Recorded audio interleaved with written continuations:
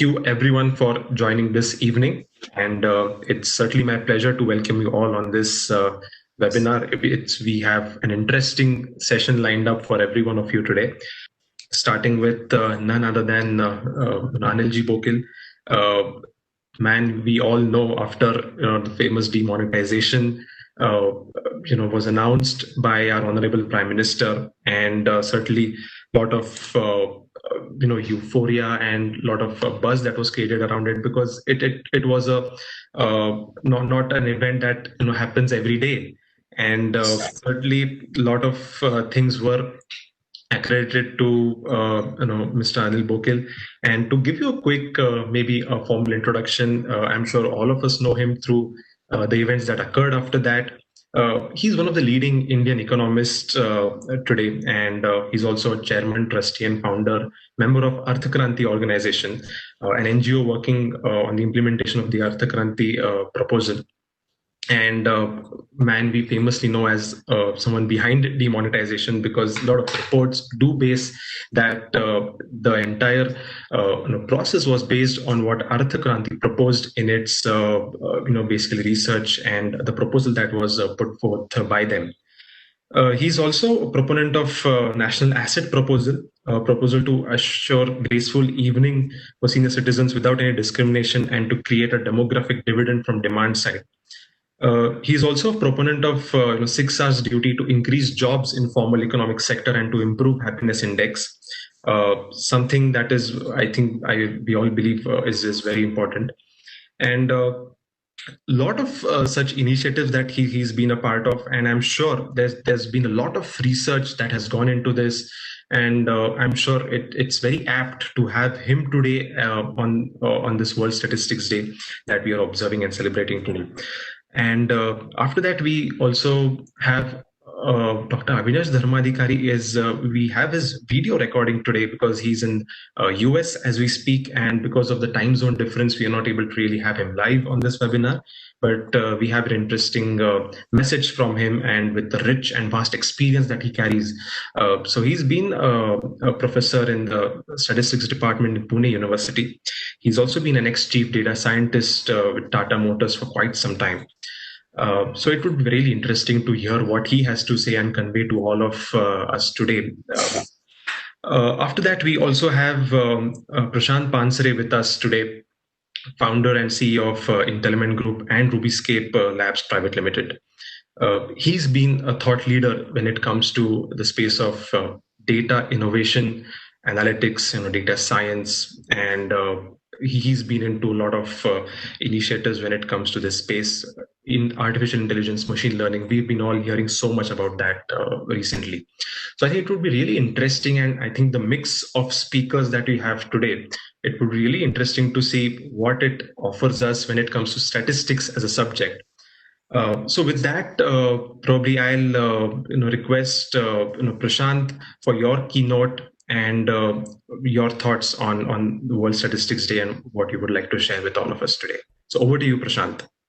Thanks, Yash, for that warm welcome. On behalf of Society for Data Science and Rubyscape Labs, I welcome all the delegates for this wonderful symposium to celebrate the World Statistics Day. Special thanks to Anil G. Bokil for sparing time today to be our chief guest and speaker for this session, and bringing in a very, very holistic dimension of the statistics. And the theme that itself is so apt, that statistics from science to spirituality. And I don't think there would have been any better speaker than him who can so vividly touch upon all these vital aspects. Every time I have listened to him, it has been an intellectual feast, and I'm sure he's not going to disappoint us today. In fact, I'm looking forward to not only understand his views about the statistics and spirituality, but some of the very, very ambitious and interesting projects, radical reforms that they look forward to bring in, not only in India, but globally. And we are also going to be, catching up with him on those thoughts, and especially looking at it from the statistics lens, that how they look at the impact that they would like to make globally through, the lens of statistics. But before we actually proceed, for the day, let me give you a sense of why we felt that there is a need to celebrate this World Statistics Day, in Pune. Because world over, if you actually see last few years, especially last 10 years, United Nations has taken a lead to start celebrating the World Statistics Day, because this is one branch of science that has been creating waves. And past few years, the world has realized that we have to bring in more scientific approach in our decision making, policy making. And the theme that was chosen for this was better data, better world. And that itself, explains it that what is the role of statistics.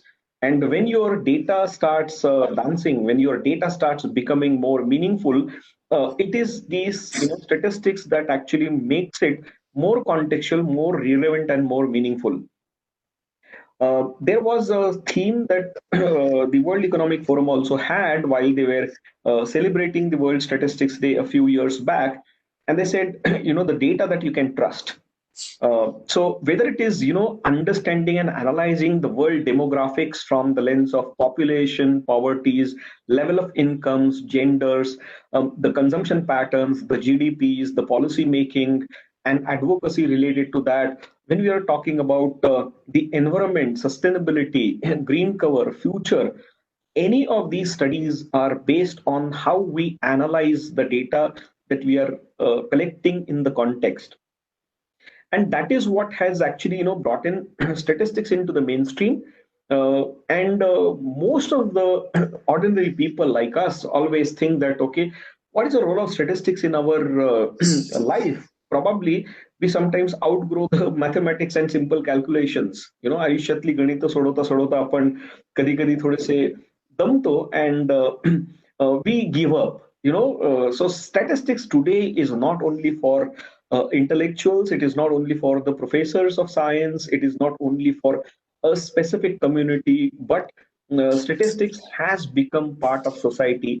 And therefore we felt that it is very apt and timely that we bring in this subject in the mainstream, because as an organization we have developed a made in India technology in data science and artificial intelligence. One of the module or the feature that it offers is also statistical analysis. And our mission is to simplify data science for all. We are democratizing data science.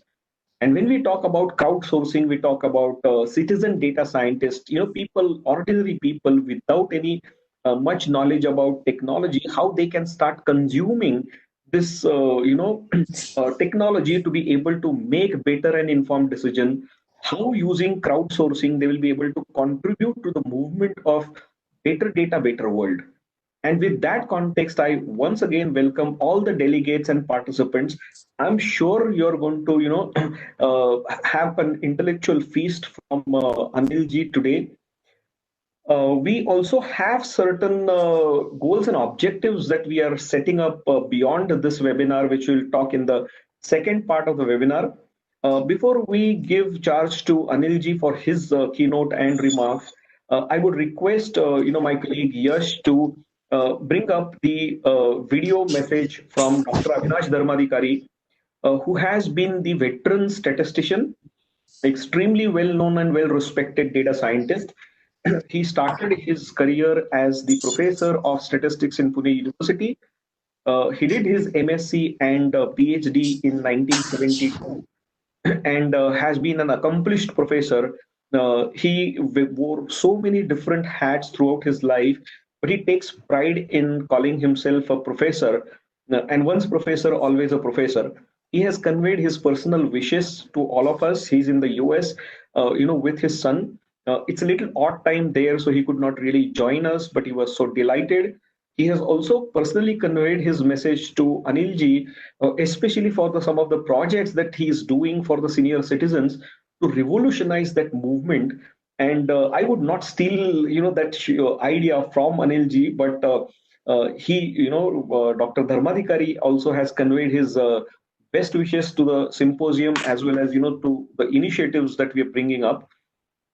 Dr. Dharmadhikari also has been the advisor to our Made in India data science technology platform.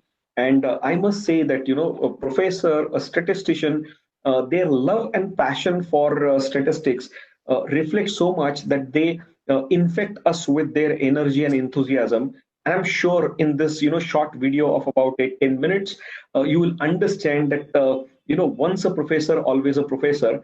And, the mind of statistics. He's mentioned in his message that statistics is like a puja that he performs daily, and that's the kind of a scientific approach these luminaries bring to the table. It's indeed inspiring for us. We are truly privileged to have amongst us them as the keynote speakers to them. So friends, without wasting much time, let's proceed to the next track. And can we have Dr. Avinash Dharmadhikari on screen, please?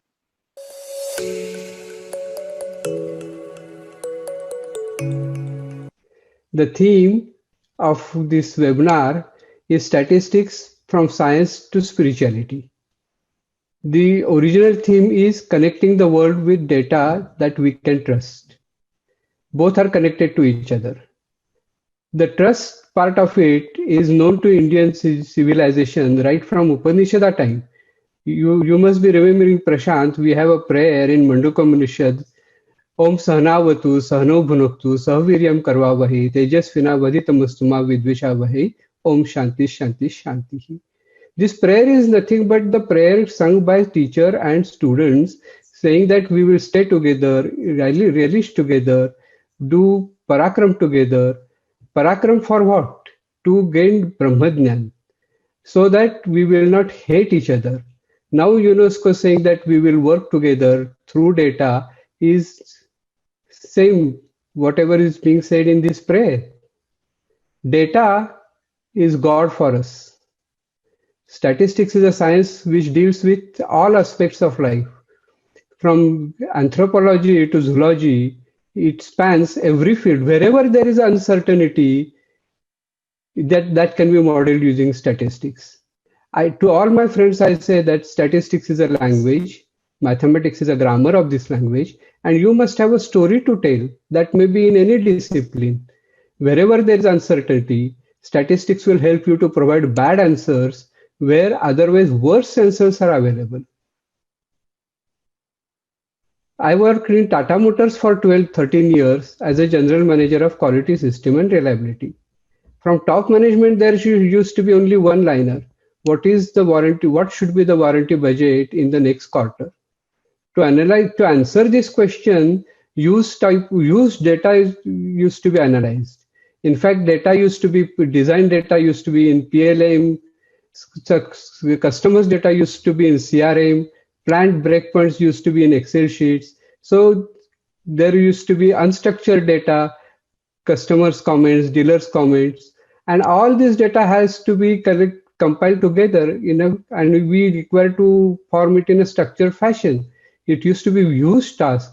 9-10 persons who had done MSc in statistics used to work for all the time. Their job was to collect the data, download the data, put it in a structured form. Lot of coding used to be done, and it was a huge effort. This data analysis, data collection used to be, we used to use it to frame the hypothesis, alternative hypothesis. And I will bend down to my experience. Warranty data used to be huge. I'll take the same example for continuity purpose.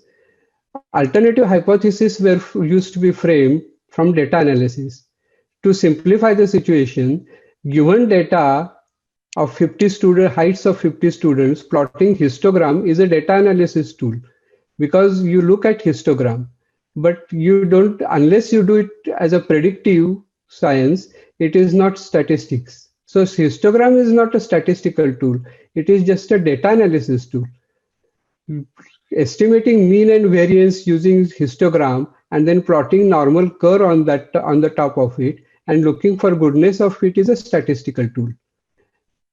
I took a simple example for easy to understand, but there are several statistical tools which are available in multivariate analysis, regression analysis, stochastic processes, dependent random variables. But lately, the way computers are made available, there are new tools like deep machine learning. We talk about decision tree, random forest, naive Bayes. So these are the methods which are different than the traditional statistical tools. Statistics is basically a tool, technique, and teamwork. So you need several specialist tools that can help you serve the purpose. There are techniques in data science and statistical mathematical modeling, and teamwork is basically of different personas, that how everybody is contributing in this whole process of data science and statistics. So last few years, we are also seeing emergence, and very recently, RubyScape as a made in India software in statistics and end-to-end experience on that. How do you see, the statistics from manual tabulation to a software led to an integrated platform? Sir. Actually, statistics is a passion for me. It's a puja, daily puja for me. The way I will build upon the warranty example once again. After doing data analysis, framing various hypotheses, the job is to test the hypothesis and select a model which would be best fit. We considered example of histogram, but in warranty data analysis, there are missing observations. Data has to be imputed, and that requires another complicated coding. Even if you consider a distribution like Weibull, the estimation is not in a closed form. One requires to do coding, and convergence becomes criteria. RubyScape type of softwares have made life easier. Rather than writing program every time, if one can click, and then by 10 clicks, one is going to get answer, that is much easier, because then the job can be done by practitioner. Every time specialist is not needed. And to the best of my knowledge, RubyScape is the first Indian platform which does the data analysis, statistics, and data analytics. To me, I will narrate it again in a simple word. If we are talking about preparing dough of a cake, that is data analysis. Making cake out of that dough is statistics. Putting icing on top of that cake and make it presentable as a birthday cake is data analytics. Ruby Studio is a module which helps data analysis. It helps to compile, download, impute, find out outliers, framing hypotheses. So that is the purpose of Ruby Studio.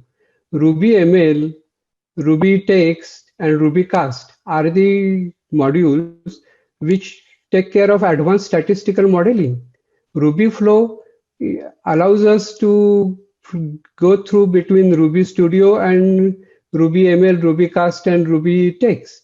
And ultimately, Ruby Site talks about fast in speed of dashboards, the way management wants to look at it. The way I started with warranty analysis, top management used to have only one question, one liner. What is supposed to be the warranty budget? What we require to budget for as a warranty cost? To answer that question, we used to download data, impute missing values, frame hypotheses, test different models, and hell lot of coding used to be done. Software platform like RubyScape would be useful to the practitioners to do the work by clicking the mouse. So it is very useful. In fact, I'm in the new age software terms, they call it as a no code, low code software interface for doing things with automatic machine learning. As we come to an end of this session, we would like you to give your message to the young statisticians. Story in Mahabharata, Sri Krishna asked Arjuna to go for Pashupatashra. He did not ask Bhim. When it was a time to fight with Jarasandha, he asked Bhima to fight, not Arjuna. Those who have Shastra, they need to get Astras. Mathematical statistics, understanding of mathematical statistics is a foundation, that is must. But then one has to have either and G is to apply statistics. One has to have his own story. Data cries. One must be in a position to listen to the data. To me, because of fast computing facility, computing technology, techniques like random forest, naive Bayes are becoming common. So traditional statisticians should get familiar with these new techniques. New generation statisticians should get familiar with old-fashioned theorems and lemmas and uh, go through the foundations of statistics again. So understanding of statistical foundations, G's to apply these statistics are two together form key for success. I'm sure the young statisticians have drawn a lot of inspiration from you. Thank you, Prashant. Actually, let me say once again, I'm very fortunate to get associated with your younger group, which is equally passionate about applying statistics, applying statistical methods, data analysis methods in various situations. I'm really learning from them. Thank you very much. It has been an honor, sir.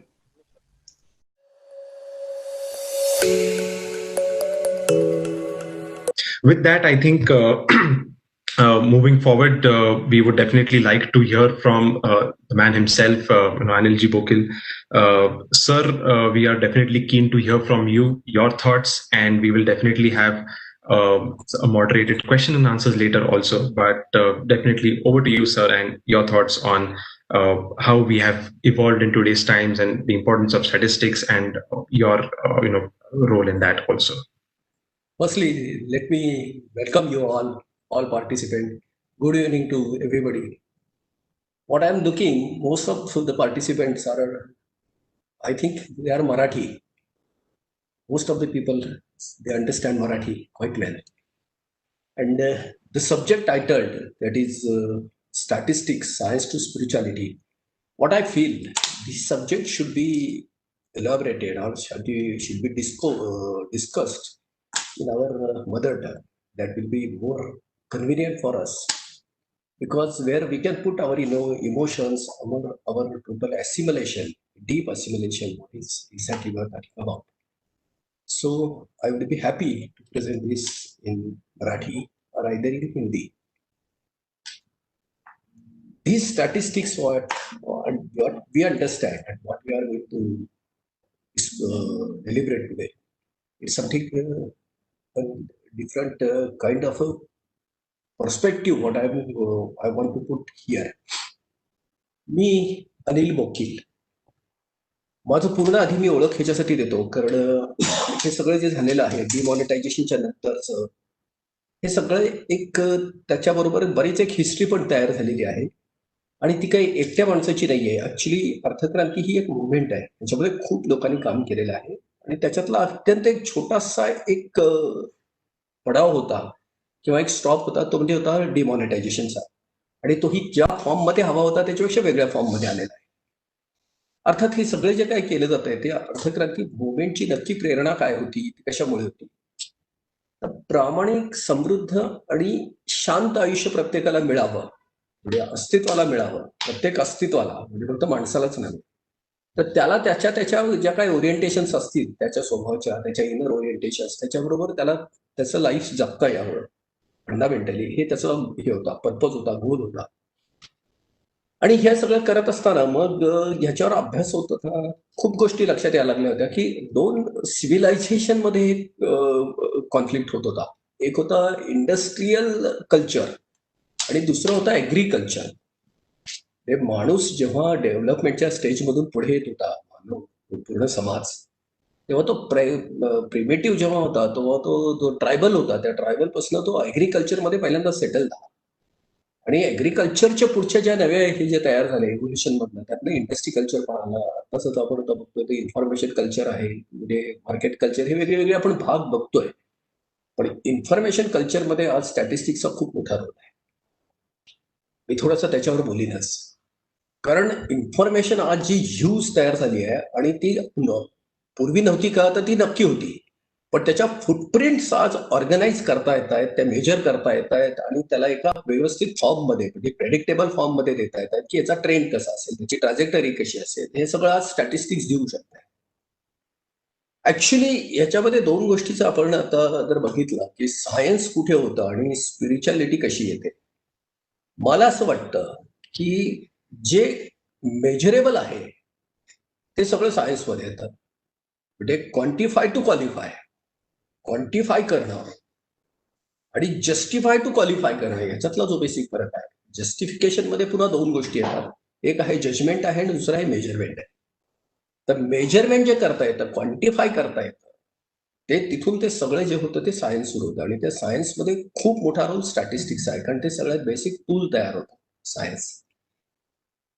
आपल्या अध्यात्मामध्ये जी मांडणी झालेली आहे की मनोमय कोशाच्या नंतर विज्ञानमय कोश आणि त्याच्यानंतर आनंदमय कोश, आणि कदाचित हे सगळे संपल्यानंतर म्हणजे अन्नमय, प्राणमय, वासनामय, मनोमय, त्याच्यानंतर विज्ञानमय आणि आनंदमय कोश, आणि मग त्याच्यानंतर मुक्ती, असे आपला तो म्हणजे भारतीय अध्यात्माचा जो ओरिएंटेशन आहे तो मुक्तीचा आहे.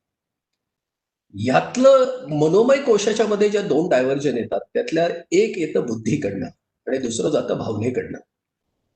तर मनाचे जे हे दोन कप्पे तयार होतात, तर बुद्धी ही चित्ताकडे जाते. चित्त म्हणजे जिथे चिंतन होतं, चिंतन, बुद्धी, चित्त आणि अहंकाराकडे जाते.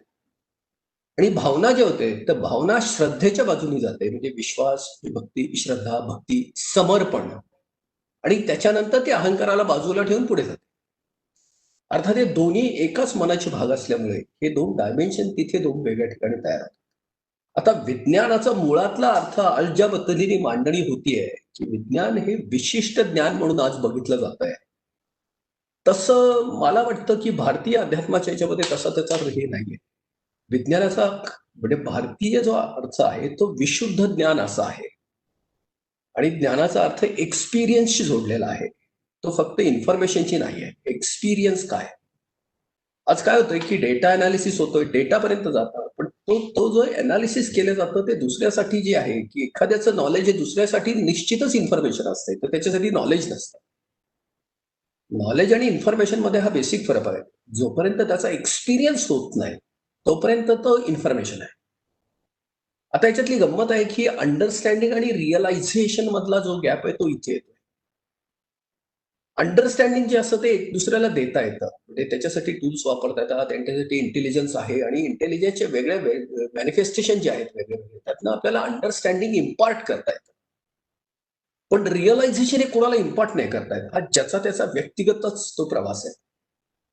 आता मी तुम्हाला फक्त उदाहरणासाठी सांगतो की समजा मी आयुष्यात कधी साखर खाल्लेली नाहीये, आणि अगदी माझ्या वडिलांनी ज्यांनी मला जन्म दिलेला आहे, त्याचा RNA DNA घेऊन मी जन्माला आलोय, संस्कार दिलेले आहेत, मी त्यांना विचारलं की साखर कशी असते, ते म्हणाले की साखर गोड असते.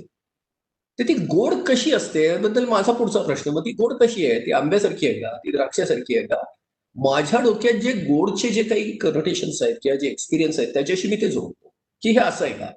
मी फक्त साखरच खाल्लेली नाहीये, आणि काहीही झालं तर मला माझे वडील जरी असले तरी ते मला तो एक्सपिरियन्स देऊ शकत नाही. ते मला अंडरस्टँडिंग पर्यंत नेऊ शकतात, पण मला त्याचं रिअलायझेशन नाही होऊ शकत. तर रिअलायझेशनला शेवटी त्यांच्या हातात एकच उरतं की हातावर साखर ठेवणे, ही खा, खाल्ल्यानंतर आता तू बघ तुला काय. आणि ते जे असतं ते रिअलायझेशन असतं, आणि आय थिंक ते त्या क्युरिओसिटीचं अल्टिमेट रिझोल्युशन आहे.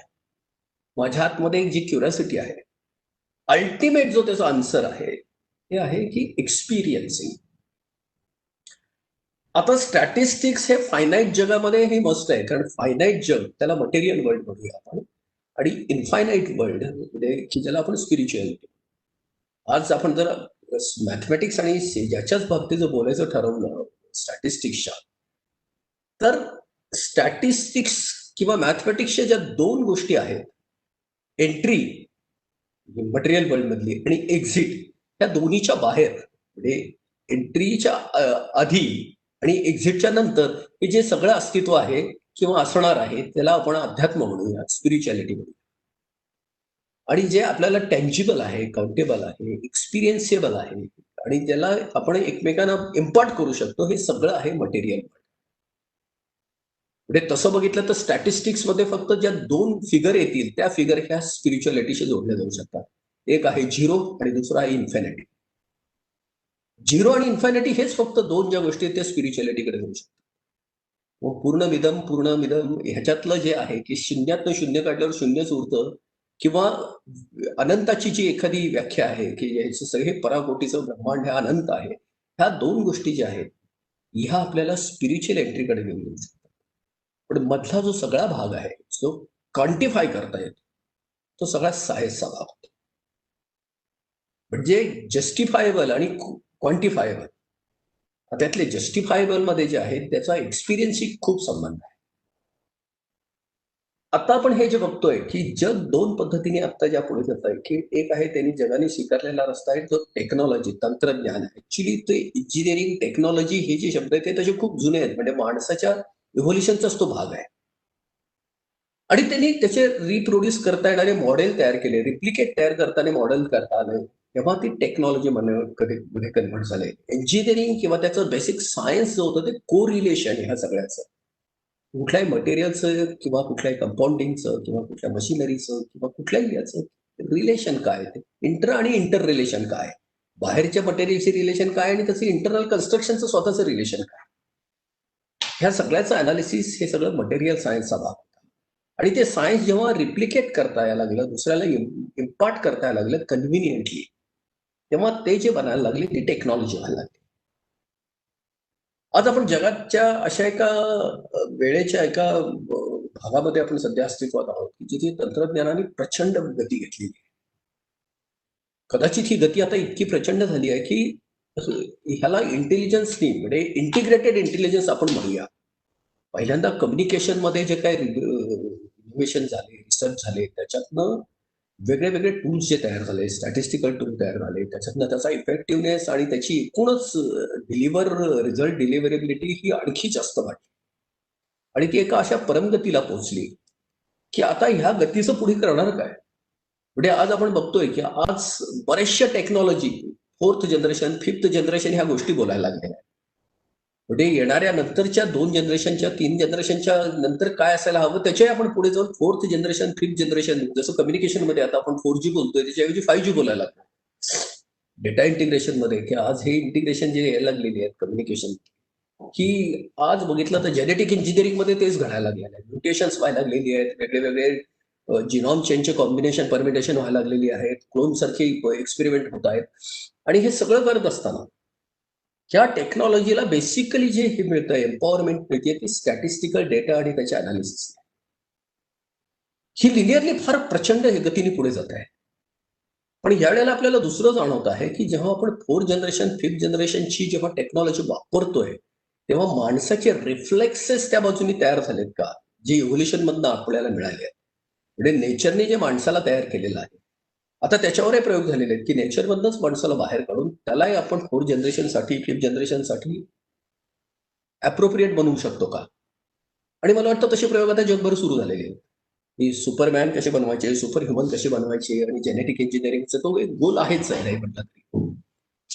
आज अशी ही सगळी परिस्थिती बघत असताना आपल्याला एक लक्षात येत आहे की ह्या सगळ्याचा म्हणजे इको बॅलन्स, म्हणजे माणूस जो प्रयोग करतोय हा फक्त माणसापुरते मर्यादित होत आहेत का ती सगळ्या अस्तित्वावरच आता त्याचे परिणाम होतात. मी अस्तित्व म्हणतोय तेव्हा ते पृथ्वीवरचं अस्तित्वाबद्दल बोलतोय. कदाचित आज सायन्स त्याच्या पुढे जात आहे, टेक्नॉलॉजी त्याच्या पुढे जाते आणि विचार करते की पृथ्वीचं आपल्याला कशाला लिमिटेशन हवं आहे. आपल्याला मंगळ आहे, आपल्याला चंद्र आहे, आपल्याला अजून बरेच बाहेरचे हे आहेत ग्रह तारे, जे दुसरीकडे आपल्याला शक्य असेल तर आपण तिथे करूच शकतो. आणि त्याही बाजूने शोध चालू आहे, त्याच्यावर प्रचंड प्रयोग होत आहेत आणि लोक त्याच्यामध्ये बुद्धिवंत प्रतिभावंत त्याच्यावर काम पण करत आहेत. आता प्रश्न असा आहे की ह्या सगळ्याला जेव्हा आपण मानवी आयुष्य बघतो ते मानवी आयुष्य फक्त पाशवी प्रेरणापुरतं मर्यादित नाही आहे. म्हणजे ज्या निसर्गाने प्रेरणा दिलेल्या आहेत अस्तित्व टिकवण्याच्या, भय भूक निद्रा मैथून, या बेसिकली प्रोजेनी इन्स्टिंक्ट पर्यंत की कंटिन्युटी, लाईफ रिटेन करणे आणि कंटिन्यू करणं, याच्यासाठीच्या ज्या बेसिक ज्या इन्स्टिंक्ट दिलेल्या आहेत, प्रेरणा दिलेल्या आहेत, त्या माणसामध्ये पण आहेत. आणि माणसाला पण निसर्गाने बनवलेलं आहे. पण माणसामध्ये आणखी एक वेगळी प्रेरणा मिळालेली आहे की ती आहे की इव्होल्युशन मध्ये पुढे याच्याकडे जाण्याची, प्रगतीकडे जाण्याची, त्याच्यासाठी माणसाला एक विकसित बुद्धीची हे मिळालेली आहे, देणगी मिळालेली आहे, नैसर्गिक देणगी मिळाली. मग ह्याचं प्रगती हे नक्की कशासाठी, की त्याच्यासाठी जे अध्यात्माने जे शेवटचं जे गंतव्य त्याच्यासाठी ठरवलं, किंवा जे प्रत्येकाचं आतलं ध्येय जे आहे ते आहे सॅटिस्फॅक्शन, कम्प्लीट इटर्नल सॅटिस्फॅक्शन, ज्याला मोक्ष आपण म्हणूया. मोक्ष हे खरं इंटरनल सॅटिस्फॅक्शन हा त्यासाठी राईट हे नाही आहे, मोक्ष हाच खरा त्याचा शब्द आहे, की त्या स्थितीला बाकी सगळी जी असेल मोक्षापर्यंत पोहोचण्यापर्यंतचा सगळा प्रवासी परिस्थिती आहे, ती स्थिती नाही आहे. स्थिती आणि परिस्थितीतला बेसिक मूळ फरक असा आहे की जी स्थिती कधीही बदलू शकते ती असते परिस्थिती, आणि जी परिस्थिती कधीच बदलू शकत नाही ती असते स्थिती. तर प्रत्येकाची जी ओढ आहे यातली, की प्रत्येकाचं अल्टिमेट जे त्याला हवंय, त्याला हवंय मोक्ष, शांती, परमनंट. म्हणजे ते त्याच्यामध्ये डिझायर, वॉन्ट, ग्रीड ह्या सगळ्या गोष्टी संपलेल्या आहेत, म्हणजे त्या नाकारलेल्या नाही आहेत. त्या भोगून त्याचा उपभोग घेऊन त्याच्यातनं सॅटिस्फॅक्शन मिळून कंटेनमेंटवर थांबलेला आहे. आता ती स्थिती मिळवण्यासाठी ह्या म्हणजे अध्यात्म म्हणून असं म्हटलं जातं ना, की सायन्स जिथे संपतं त्याच्या पुढे अध्यात्म सुरू होतं. पण ऍक्च्युली तसं नाहीये. सायन्स आणि अध्यात्म एकमेकातच मिसळलेला आहे. कारण शून्यापासून सायन्स हातात घेते आणि अनंतापर्यंत सायन्सचाच प्रवास आहे. म्हणजे हे बघितलं तर एक पूर्ण सर्कल आहे. त्याच्यामध्ये विज्ञान आणि अध्यात्म असं वेगळं असण्याचं काही कारणच नाहीये. तसं होऊ पण शकत नाही. फक्त माणसाच्या बाबतीत असं घडतं, की माणूस एका बाजूनी मटेरियल पण आहे आणि दुसऱ्या बाजूनी स्पिरिट पण आहे. कारण आपण म्हणतो ना, की माणसामधलं एकदा स्पिरिट निघून गेलं तर ते शिवाच्या ऐवजी शव राहतं. म्हणजे एखाद्या शरीरातनं जेव्हा प्राण निघून जातो किंवा चैतन्य निघून जातं तेव्हा ते शव राहतं. म्हणजे बॉडी तीच असते, तेवढीच ती सोयी असते, पण त्याच्यामध्ये बेसिकली स्पिरिट राहत नाही. आता आपण जेव्हा मटेरियलचा आणि स्पिरिटचा जेव्हा विचार करतो, की ह्याच्यातलं स्पिरिट नक्की काय आहे, की ते अविनाशी आहे, त्याला आकार नाहीये, त्याला कुठलाही रूप नाहीये, त्याला कुठलाही त्याचा भौतिक गुणधर्म नाहीये, आणि त्याच्यामुळे हे पल्याड आहे, ते इमॅजिनेशनच्या सुद्धा पल्याड आहे. माणसाला जे एखादी गोष्ट आपण जेव्हा एक्सपिरियन्स म्हणतो, एक्सपिरियन्स करतो, ते म्हणजे 5 आपले ज्ञानेंद्रिय आहेत. रस, दृश्य, डोळ्याला दिसणारा, वास, ऐकायला येणारी श्रुती, चव, स्पर्श, ह्याच्या मध्ये आणखी एक जे वाढतं म्हणजे मनेंद्रिय. आपलं मन जेव्हा त्याला स्वीकारतं आणि त्याचं व्यवस्थित अनालिसिस करून ते आपल्यापर्यंत पोहोचवतं, की यस माझी क्युरियोसिटी थांबली किंवा मला नाही हे पोहोचलं, मला हे पूर्ण नाही झालं, तर आणखी मनाला ओढ राहते की मला अजून हे पुढची स्टेप पाहिजे. जेव्हा मनेंद्रिय ह्या पंचेंद्रियांच्या बरोबर जोडलं जातं तेव्हा जो होतो तेव्हा तो एक्सपिरियन्स होतो. आता या मनेंद्रियाच्या मध्ये चित्त नावाचा जो प्रकार आहे तर तो बऱ्याच वेळेला चिंतन करतो. चिंतन करतानंतर तो बुद्धीच्या बाजूने मंथन पण करतो, की समोर दुसराचा अनुभव काय आहे. आणि ह्या सगळ्या हा खरा मोठा डेटा तयार होत असतो, आणि ह्या डेटाला एका प्रॉपर मॅट्रिक्स मध्ये बसवणं, एका इंटिग्रेशन मध्ये बसवणं, हे खरं सांगायचं म्हणजे हे डोकं आपलं किंवा ब्रेन आपलं तो करतच असणार आहे.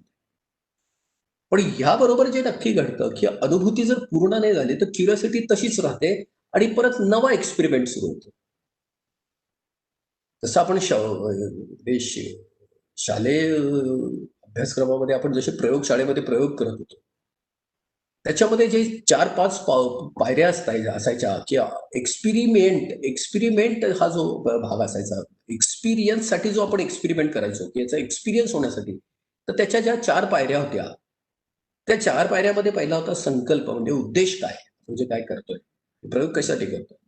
मग त्याच्यानंतर होतं साधन, त्याच्यासाठी उपकरण काय असणार आहे, संकल्प, साधन, साधना म्हणजे प्रोसेस काय असणार आहे, प्रक्रिया, आणि मग साध्य. मग काय साध्य झालं म्हणजे की त्याच्या आपण मग डेटा, की हे ऑब्झर्वेशन आहे, आणि त्याच्यानंतर त्याची समीक्षा. संकल्प, साधन, साधना, साध्य आणि समीक्षा. आता हे 5ही जोपर्यंत पूर्ण होत नाहीये तोपर्यंत एक्सपिरियन्स पूर्ण होत नाही. आता यातला सगळ्यात शेवटचा जो भाग आहे समीक्षा, हे अत्यंत महत्वाचं होतं. समीक्षा ही नेहमीच इंटरप्रिटेशन नाहीये, ते इन्फरन्स असला पाहिजे. जो निघतो, जो ऑटोमॅटिकली निघतो या सगळ्या प्रक्रियेतनं, तो असतो इन्फरन्स. जो काढला जातो तो असते इंटरप्रिटेशन. जिथे आपल्या बुद्धीचा पण हे असतो. त्याच्या बुद्धीमध्ये ह्या सगळ्या गोष्टी आहेत, बायस आहेत, प्रिजुडायस आहेत, आपले स्वतःचे त्याच्या लिमिटेशन्स आहेत, आपल्या स्वतःच्या होल्डिंग कॅपॅसिटीज आहेत, आणि त्या होल्डिंगच्या ह्याच्यामधले जे आहेत त्या होल्डिंग्स त्याच्यामध्ये ऍड होतात, आणि आपण बऱ्याच वेळेला इन्फरन्सच्या ऐवजी आपण इंटरप्रिटेशनकडे जातो, म्हणून आपला एक्सपिरियन्स पूर्ण होत नाही. आता हे स्टॅटिस्टिकल डिझाईनमध्ये, म्हणजे आम्ही सुद्धा इंजिनिअरिंगमध्ये कधी छोटे प्रयोग केले, कारण मी पण एक एंटरप्रेनर होतोच, तेव्हा डेटा कलेक्शन, डेटा रिप्रेझेंटेशन, डेटाचं एक फॉर्म्युलेशन आणि त्याच्यातनं इन्फरन्स, म्हणजे डिझाईन ऑफ एक्सपिरियन्समध्ये हे सगळं गरजेचंच होतं.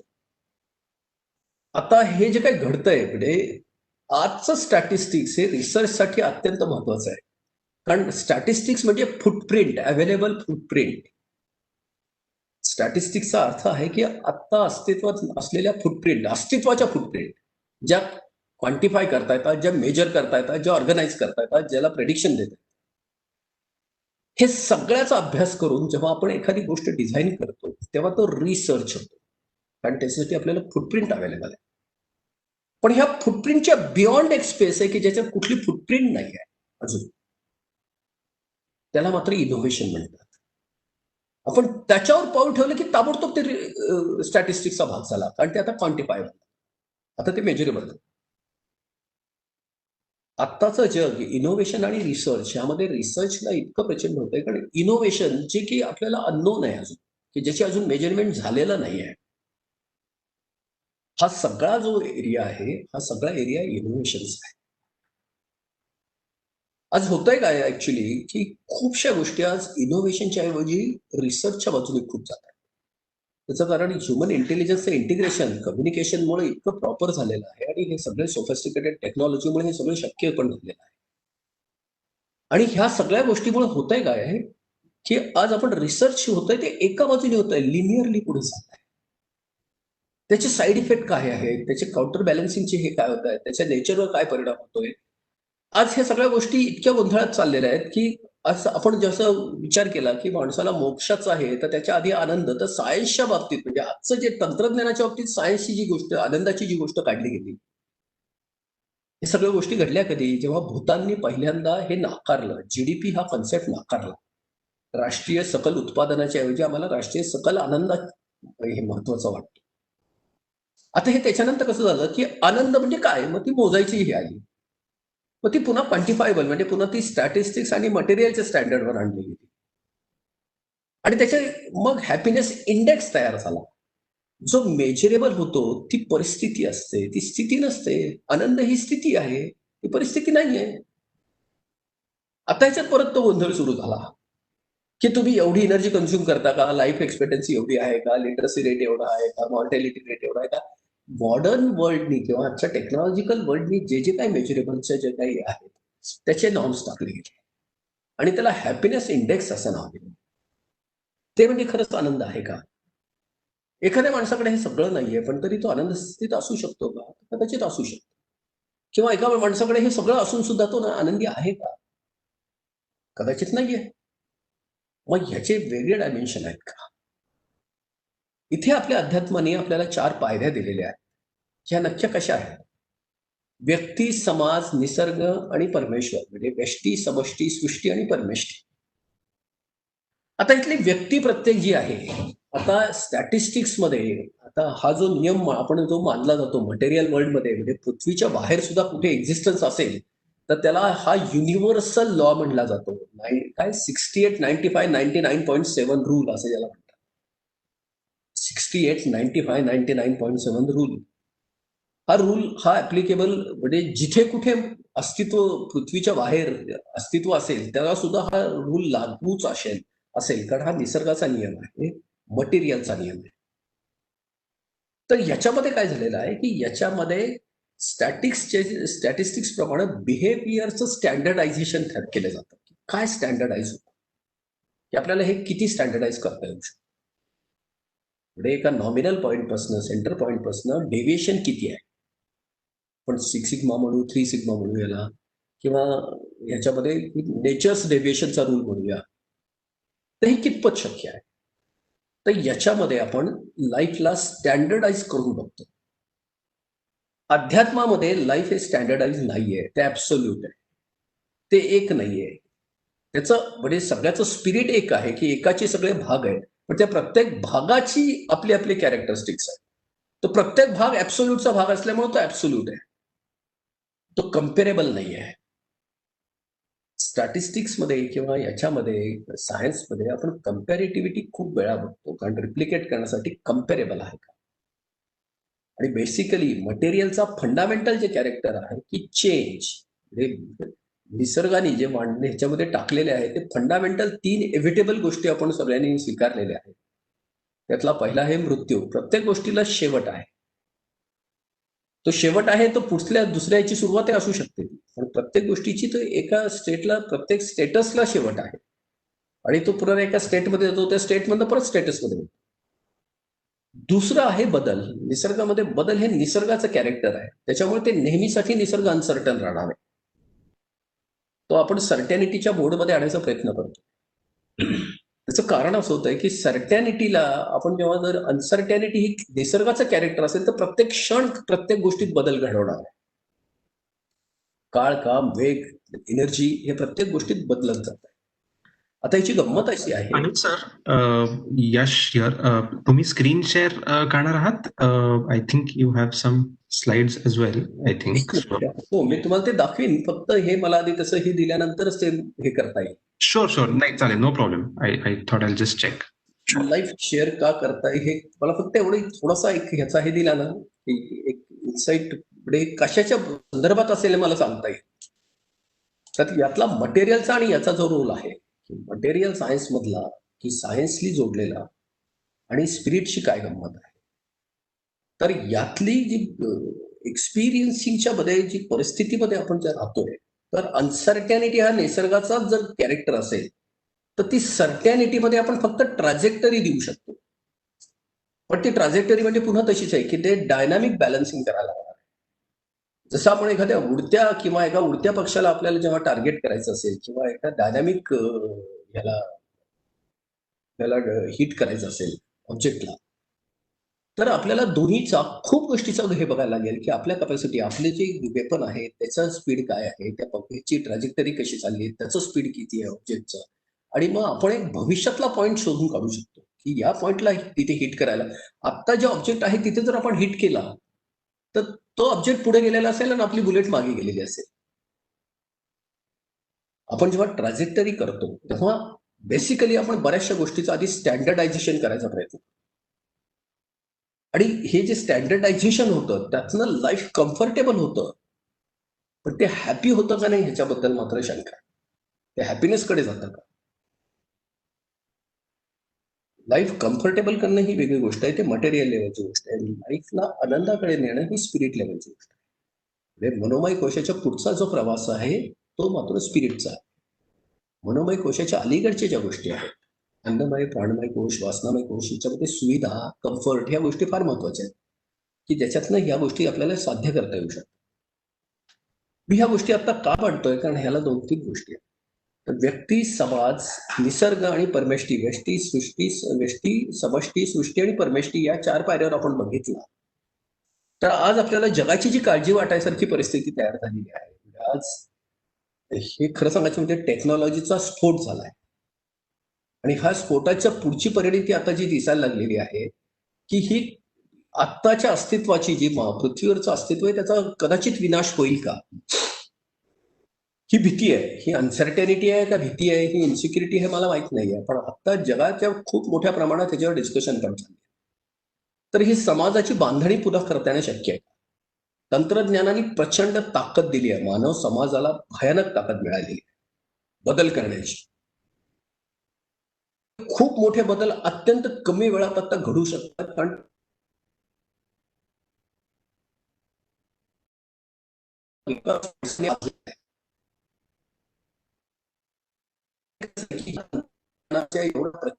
विनाशाकडे जाणार आहे. त्याला जर दिशा मिळाली, व्यवस्थित दिशा मिळाली तर ती उत्थानाकडे जाणार आहे.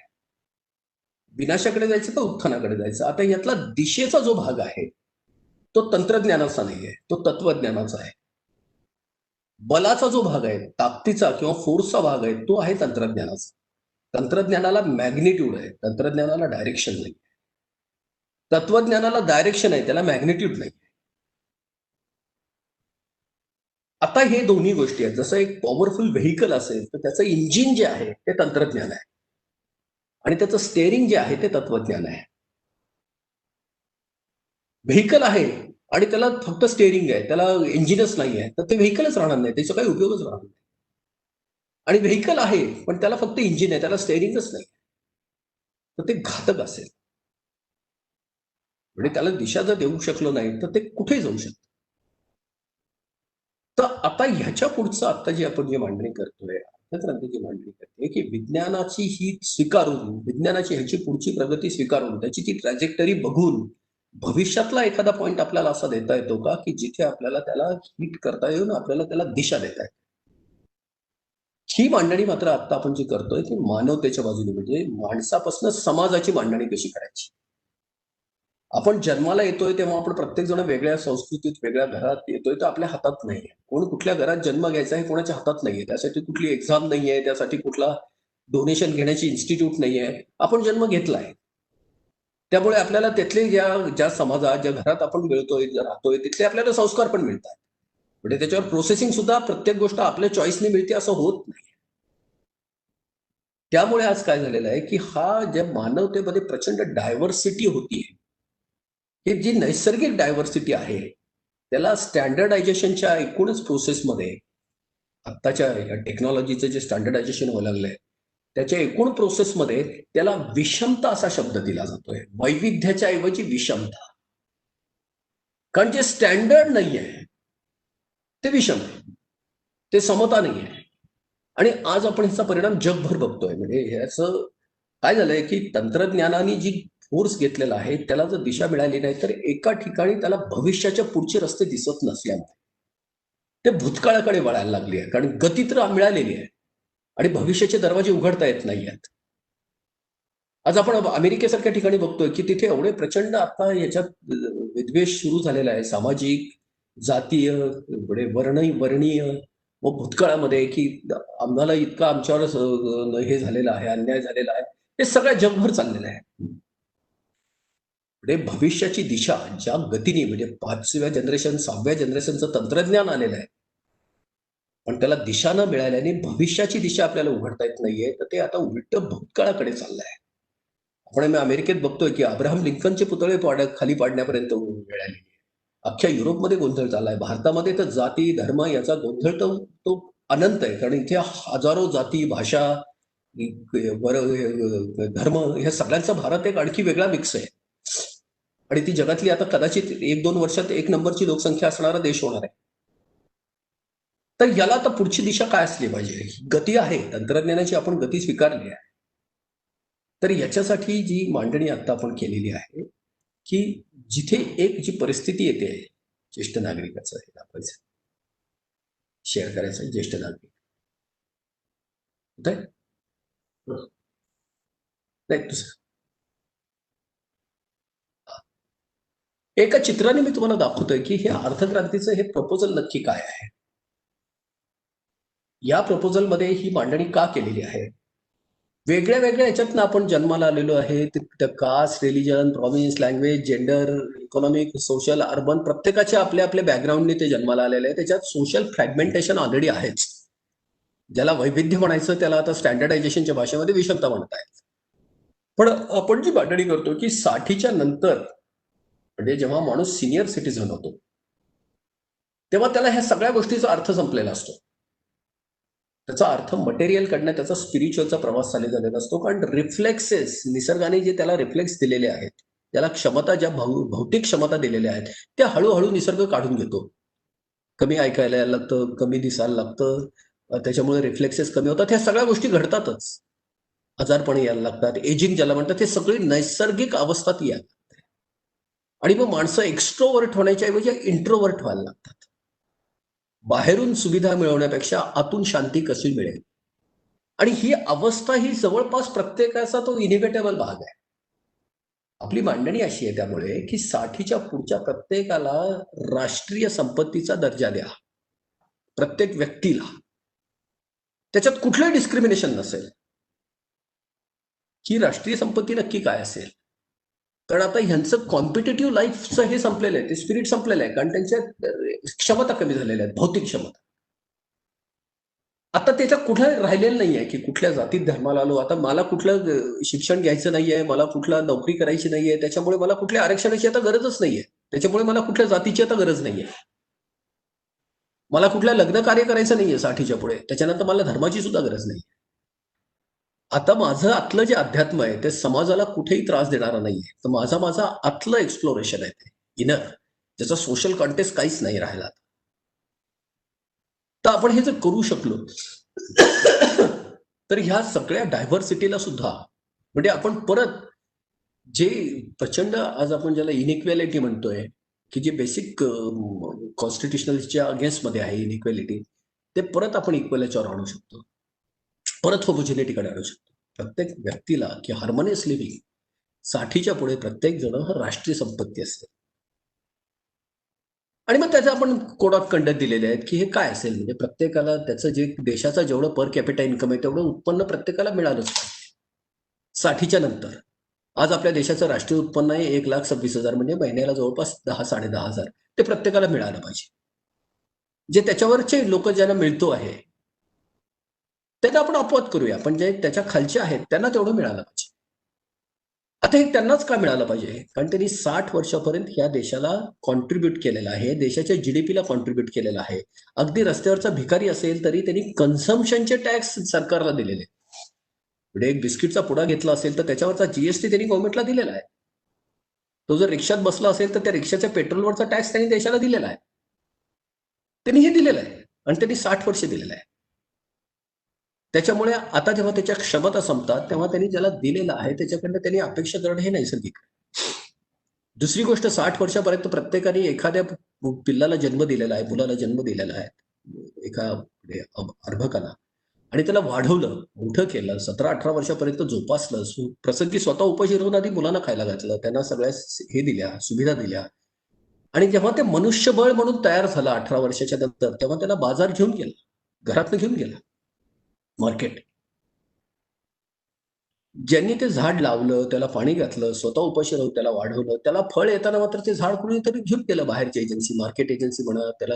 हे खेड्यापाड्यातनं मुलं शहराकडे जायला लागली, तिथून परदेशात जायला लागली.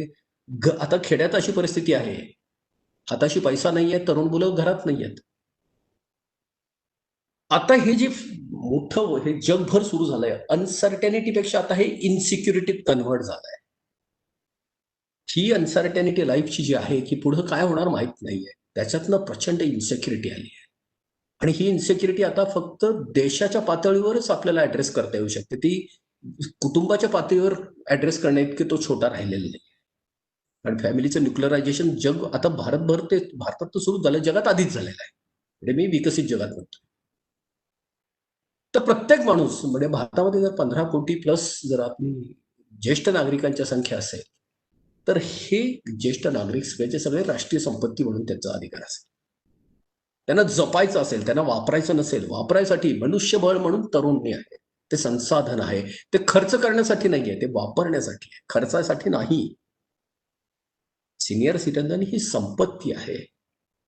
तर त्याच्यामुळे प्रत्येकाची जर आपण आयुष्याची जर संध्याकाळ सोन्याची देऊ शकलो तर जन्माने आलेल्या विषमता, सो कॉल्ड विषमता, ही आपण मृत्यूच्या दारामध्ये मात्र समतेमध्ये आपण निश्चित देऊ शकतो.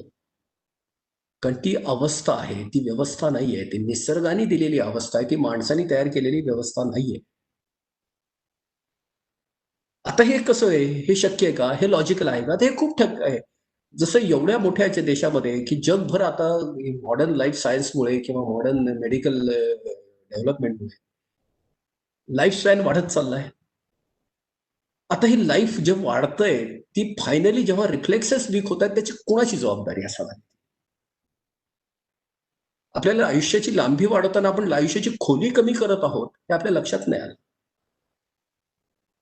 लांबी वाढत चालली आहे आणि मग आता जगभर यायला लागलंय की आम्हाला जगू देत नाही तर आम्हाला मरायचा तरी अधिकार द्या.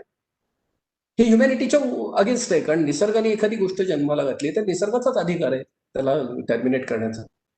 मग माणसाने अशी व्यवस्था तयार करायला हवी की त्याला त्याच्या प्रत्येकाचं ग्रेसफुल इव्हनिंग अश्योर झाली पाहिजे, प्रत्येक अस्तित्वाची. आणि तिथे मात्र आपण सगळे एकत्र येऊ शकतो. तिथे जात नाही, धर्म नाही, प्रांत नाही, भाषा नाही, इव्हन देश सुद्धा नाही. आपली मांडणी अशी आहे की 60 वर्षाच्या पुढे जर क्रिमिनल रेकॉर्ड जर क्लिअर असतील, सोशल क्रिमिनल रेकॉर्ड जर आपले क्लिअर असतील एखाद्या व्यक्तीचे, तर त्याला पासपोर्ट व्हिसा सुद्धा लागला नाही पाहिजे. म्हणजे तो जगाचा नागरिक होईल. 60 वर्षापर्यंत तुम्ही क्राईम नाही केला त्याचा अर्थ तुमच्यात इंटेन्शन नाहीये क्राईम करण्याचं. आणि 60च्या नंतर तुमच्यात एबिलिटीच राहणार नाहीये क्राईम करण्याची. इंटेन्शन पण नाही आणि एबिलिटी पण नाही, तर तुमच्यातनं क्राईम होऊ शकत नाही आणि तुम्ही दुसऱ्या समाजाला डिस्टर्ब करू शकत नाही. 60 पर्यंत असं होऊ शकतं की मला जर न्यूझीलंडची, फिनलंडची कुठली अजून एका विकसित देशाची मिळाली तर मी तिथे जाऊन मी तिथे नोकरी धंदा करेन, म्हणजे तिथल्या स्थानिक रोजगारावर माझे काहीतरी परिणाम होईल. तिथल्या सोशलॉजीमध्ये मी तिथे लग्न कार्य करेन, तिथल्या सोशलॉजीवर परिणाम होईल. 60च्या नंतर हे सगळ्याचा काही भागच नाही राहणार. 60च्या नंतर मी फक्त माझं सोनेरी आयुष्य, मी गेलो समजा न्यूझीलंडला गेलो आणि कुठे गेलो, एक तर पर्यटनाला जाईल, तर आरोग्याच्या सुविधा मिळवण्यासाठी, ट्रीटमेंटसाठी जाईल, नाही तर नातेवाईकांना भेटायला जाईल. बॉर्डरलेस वर्ल्ड ही आत्ताची तातडीची गरज आहे, जेव्हा आज आपण बघतोय की भारत, चायना ज्या पद्धतीने आणि सगळं जग असा एका ट्रेड वॉरकडनं एका फिजिकल वॉरकडे चाललं आहे. हे वॉरफेअर आपण नाही लांबू शकलो तर कदाचित येणाऱ्या काही वर्षाच्या पूर्ण विनाशाच्या याच्यावर असू. अस्तित्व संपलं तर चांगल्या अस्तित्वाचा संबंध नाही. आता आपल्याला आधी अस्तित्व टिकवायला हवं.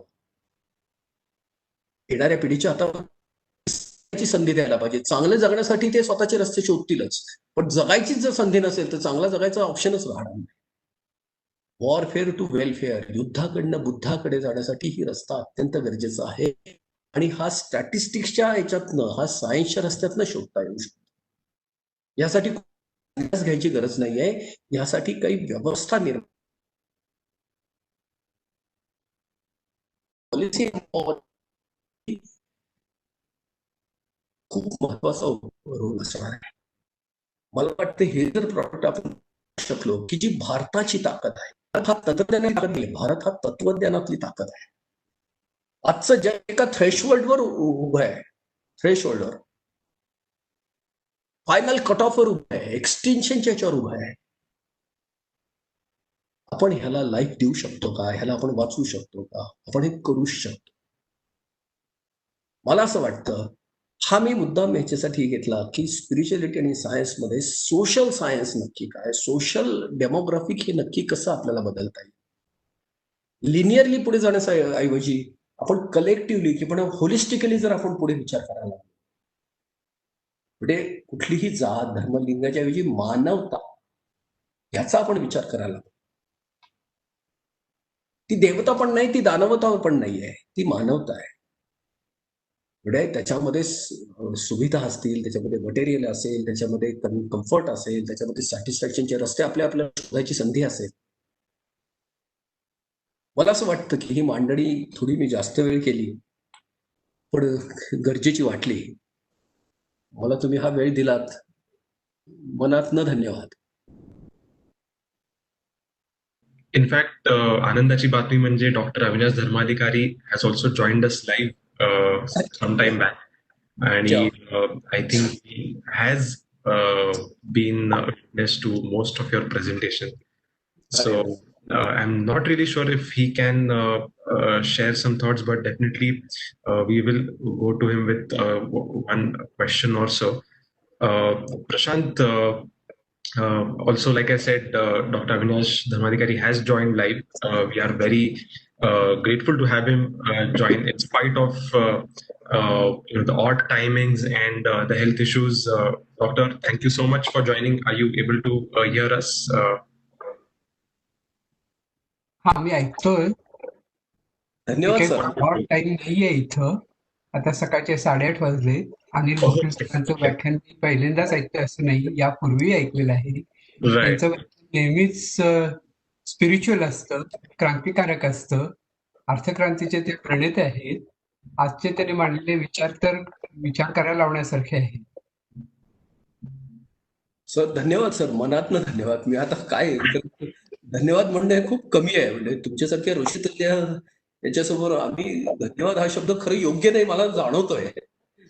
पण आशीर्वाद हवेत, ब्लेसिंग्स हवेत, कारण हे पुढचं खूप आमच्यासाठी खूप वेगळं काम आहे.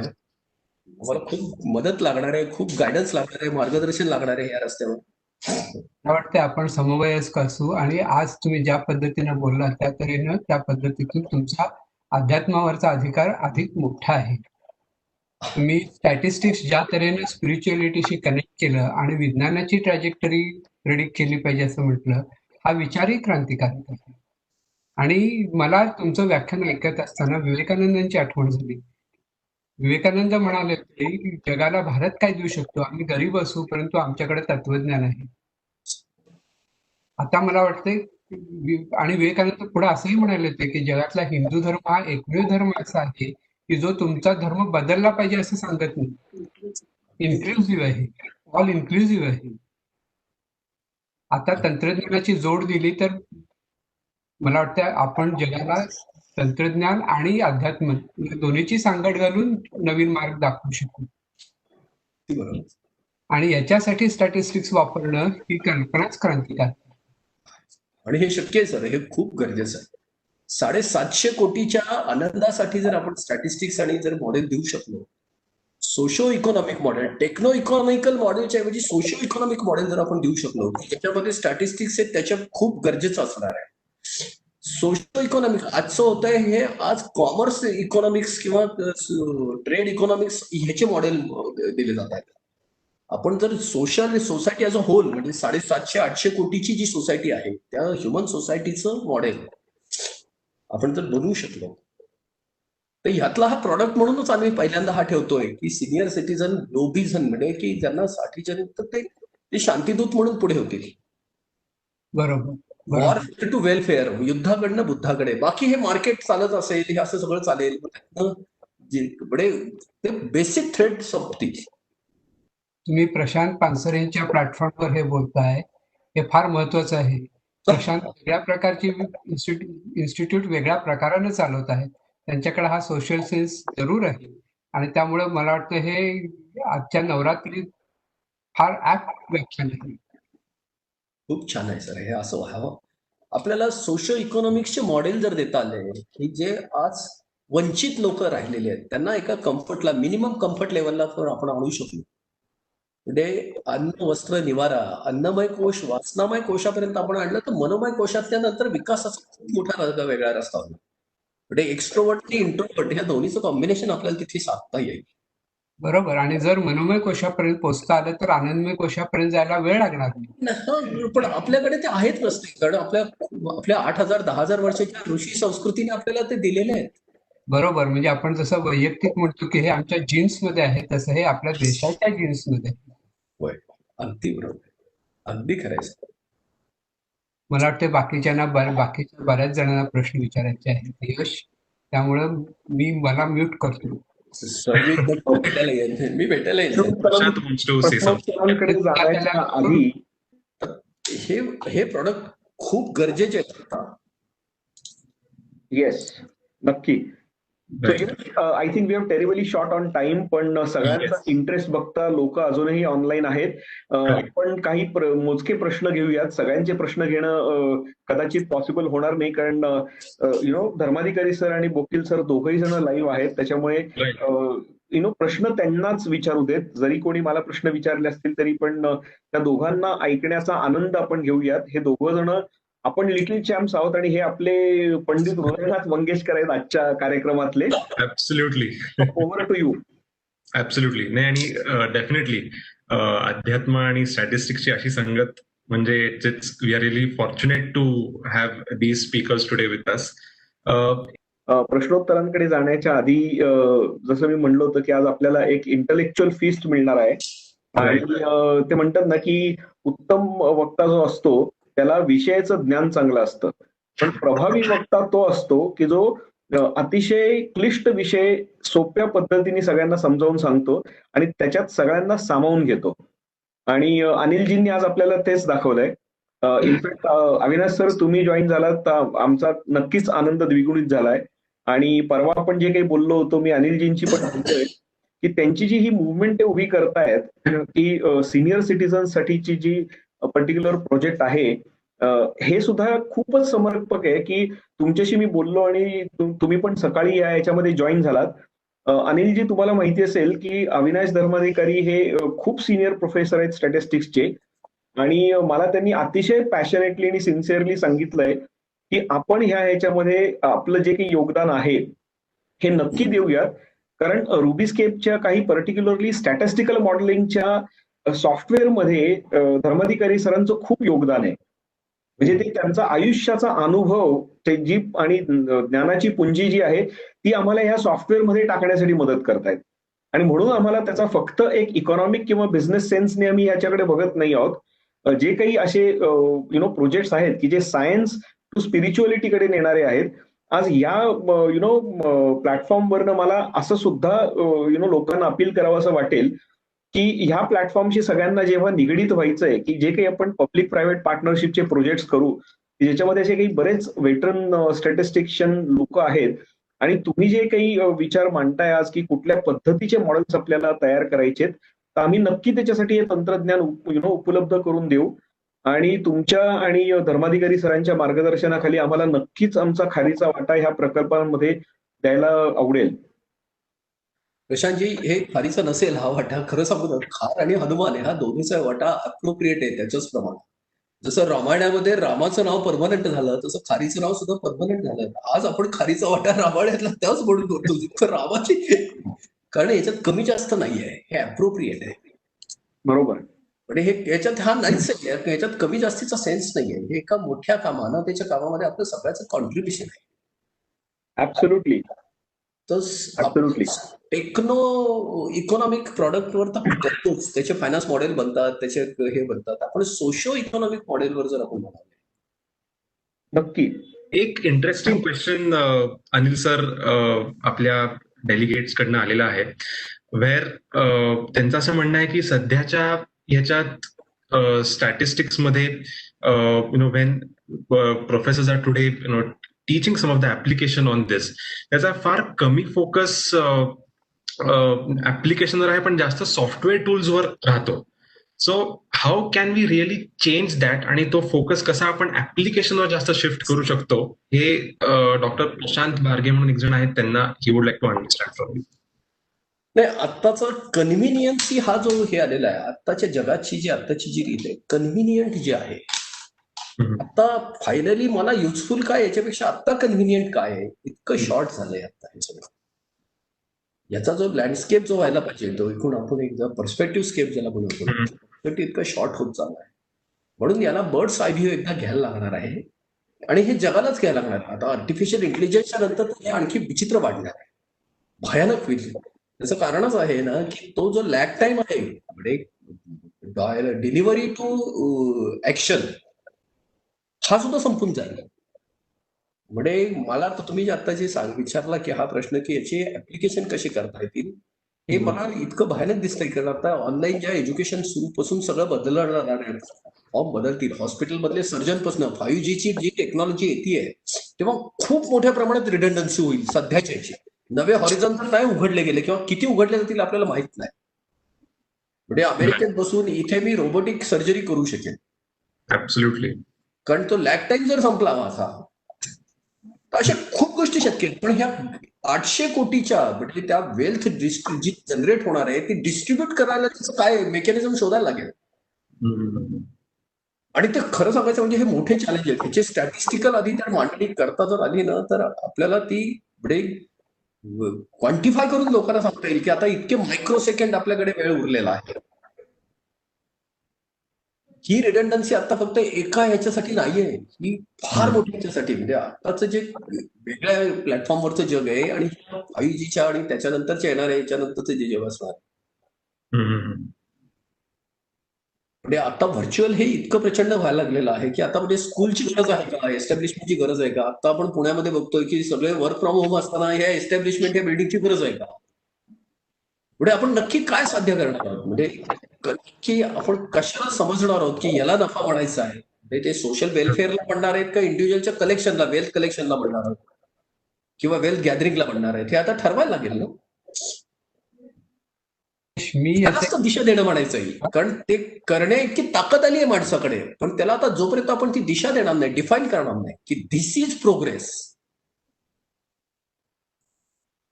नाहीतर आता ह्या अनार्कीला जर आपण प्रोग्रेस म्हणायला लागलो, कारण त्याला फोर्स तर आलाय, टेक्नॉलॉजीने ते दिलंय, कारण टेक्नॉलॉजीचे जे काही होती क्षमता त्याला जर आपण आता दिशा नाही देऊ शकलो तत्वज्ञानाची, तर हे खरं सांगू येणाऱ्या 2-3-4 वर्षामध्ये रिडंडन्सी. पण आता आपण ऑनलाईन बिझनेस बघायला लागलो, एवढे मोठे मोठे मॉल कोलॅप्स व्हायला लागले.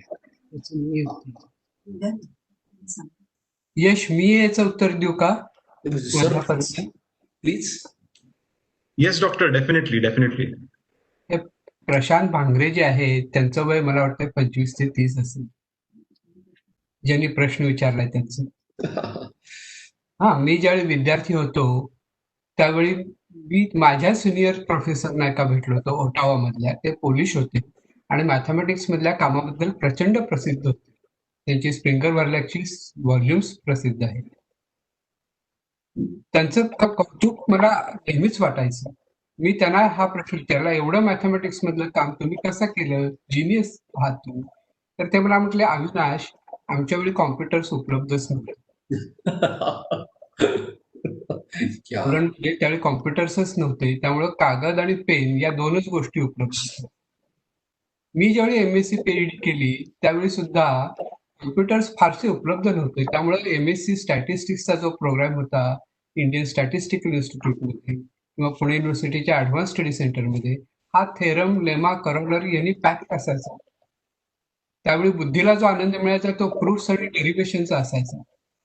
आता जी टेक्नॉलॉजी आहे त्याच्यामध्ये न्यूमरिकल अनालिसिसची कॅपॅबिलिटी वाढलेली आहे, स्पीड वाढलेला आहे कॉम्प्युटर्सचा. त्यामुळे आताचे जे कोर्सेस आहेत ते डेटा अनालिसिस डॉमिनेटेड आहे. त्यामुळे माझं टेम्पररी उत्तर असं, लोकल उत्तर असं, की जी टेक्नॉलॉजी उपलब्ध असते तिचा उपयोग करून कोर्सेस रन केले जातात.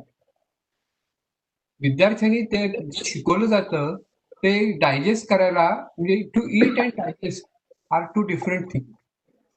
ज्यावेळी MSc करतात मुलं त्यावेळी त्यांनी ते जे शिकवलं जातं ते व्यवस्थित चावून चावून खायचं असतं आणि त्यानंतर आपली कथा आपण लिहायला घ्यायची असते. One has to write his own story. Statistics becomes, or numerical data analysis techniques becomes the language. Mathematics becomes the grammar. आणि त्यामुळं विद्यार्थ्यांनी मला हे शिकवलंय, हा कोर्स बदलला पाहिजे असं न म्हणता त्या कोर्समध्ये जे शिकवतात ते डायजेस्ट करून त्यानंतर ऍप्लिकेशन करण्यासाठी आपण शस्त्रसज्ज, अस्त्रसज्ज होऊन बाहेर पडलं पाहिजे. माझं लोकल उत्तर संपलं. एक इंटरेस्टिंग क्वेश्चन होता बिफोर वी क्लोज प्रॉब्ली, जो एका डेलिगेट कडनं आला आहे की how can probably one train his or her mind to draw inferences instead of interpretation. So I think that has been inspired from your presentation, Anilji. So probably if you would like to, before we close, one last, yeah. एकच पावलाचा प्रवास आहे. Bias आणि प्रिज्युडाइसच्या एक पाऊल आपण पलीकडे टाकायचं की तो जो असेल तो मात्र इन्फरन्स असेल. आपण इंटरप्रिटेशन बायस आणि प्रिज्युडाइसच्या बाहेर पडल्याशिवाय तोपर्यंत आपलं ग्राउंड किती आपण वाढवू शकतो. एवढाच, फक्त बायस आणि प्रिज्युडाइसचं अर्ध पाऊल पलीकडचं म्हणजे इन्फरन्स. त्याच्या अलीकडे जर आपण केलं इंटरप्रिटेशन तर आपण फक्त रिएम्पॉवर केलं किंवा रिएन्फोर्स केलं आपलं जे काही बायस आहे, प्रिज्युडाइस आहे, त्याला आणखी रिएन्फोर्स केलं. आपण त्याच्या पलीकडे जर त्या बायस प्रिज्युडाइसला बाजूला ठेवून जर आपण जर केलं तर ते इन्फरन्स तो निघतो, तो इन्फरन्स आहे. म्हणून बायस प्रिज्युडाइस फ्री होणं हे खूप मोठं आहे. म्हणजे त्याला डी लर्निंग असं म्हणतात पहिल्यांदा, कारण आपण ज्याला लर्निंग म्हटलं जायचं ते बऱ्याच वेळेला ट्रेनिंग झालेलं असतं आपलं, की आपल्याला ते आपल्या मेमरी चिप मध्ये टाकलेलं ते डिलीट केल्याशिवाय ते नवं त्याला नाही हवं एंट्री त्याच्यात. म्हणून डी लर्निंग जे आहे ते पहिल्यांदा ते करायला हवं. म्हणजे एखादा कप गच्च भरलेला असेल पाण्याने तर त्याच्यातला एकही थेंब तुम्ही टाकला तर तो बाहेर पडणार आहे. आधी कपासाठी पण तुम्हाला एका थेंबाची आधी स्पेस करायला हवी ना. Right, absolutely. आपण ऍडामंट जे म्हणतो की अरे हे ऍडामंट आहे, त्याचा अर्थ की ते प्रिज्युडाइस आणि बायस आहे, की एक इमोशन जर असेल तर तो बायस असेल आणि इंटेलेक्च्युअल असेल तर प्रिज्युडाइस असेल, की नाही हे असं नाही असू शकतं. आपण सगळ्यांना शेवटी एक ठरवायला लागेल की आपण सगळे एका हत्तीला वगळायचा प्रयत्न करत आहोत आणि आपण सगळे आंधळे आहोत. आपण जे म्हणतो तो सत्याचा भाग आहे, ते सत्य नाही आहे. Right, तेवढं absolutely. सहिष्णू आपल्याला व्हायला लागेल की दुसरा म्हणतो तो पण सत्याचा भाग असूच शकतो, हे आपल्याला व्हायला लागेल. आणि आपण सगळ्यांच्या मिळून एवढी हार्मोनी पाहिजे की सगळे भाग जोडून हत्ती बघण्याची आपल्याला ती क्युरियोसिटी असायची. त्यालाच मुमुक्ष असं म्हणतात. हे सत्य काय ते कुणाला नाकारून नाहीये, कुणाला नाकारून नाहीये, ते सगळ्यांना स्वीकारूनच सत्य आहे. That's a very apt thought, on a concluding note. Yash, over to you for final remarks and conclusion. Yes, yes, Yes. absolutely. Yes, thank you, everyone, once again. Panelists, first of all, and of course, the delegates, the attendees. I'm sure you've had an intellectual feast, as Prashant mentioned, on this session today. Some veterans in their own fields and domains who shared their thoughts with us. We are fortunate to have Dr. Dharmadhikari join us live also, and definitely some interesting points made by Prashant also in his keynote about statistics and its applications and how really we can leverage it to make this world a better place today. With that, I would like to conclude this session. And before I do that, I would like to share the certificates as a gesture to all the panelists here. If I can request my colleague to bring up those as a token of appreciation. Anilji, thank you so much for joining, and if we will have those certificates come up live very soon. It was a pleasure to have you on call on this session today, and there it is. I think we are grateful, and we will share this with you right after this session. Dr. Dharmadhikari, thank you so much for your time here today. It was a wonderful surprise for us to have you live today. We did play a recording also. A lot of questions have come from the delegates. We will share that with you right after this session. And yeah, once again, Prashant, also thank you so much. I would also like to make a special mention here to Society for Data Science India.